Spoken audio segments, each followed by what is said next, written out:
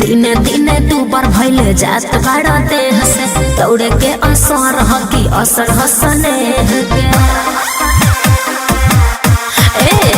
4 बजे दौड़े जाला देखेला ना सरदी जानस भगवान गब पेन्हब तू बरदी मेहनत के असर हटान 4:40 में देम बोला अच्छा सुन रे पगली का अब की बार 1600 पार हयार मिलो भाग न मानी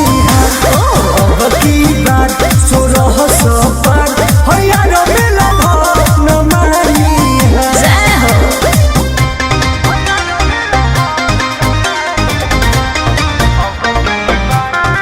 म्यूजिक बाय आर्या शर्मा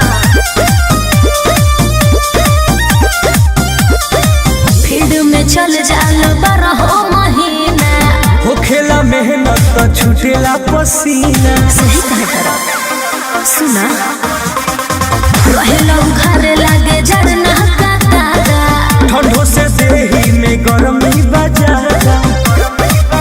जहिया रैली निकाली सरकार हम और दिले हम ललकार सही में ए करेगा बोला अब की बार 1600 पार हयार मिला भाग न मानी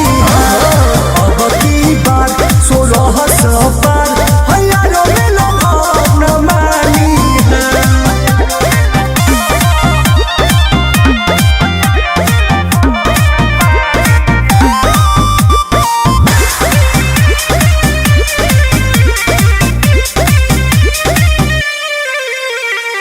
बनल बा बॉडी का जाल तू जिम हो मारी सपाट मारी ले भीम हो ओए होए देसिया मरद हो शहरी ना हो मट्टी के खत्म जब से कइल हो पढ़ाई मारी ले लम औरी मारी जंपू हाई सुनील तुम के देखी जवान सफल मिशन होई जब हमार का बुझाई सोना अब की बात 1600 पार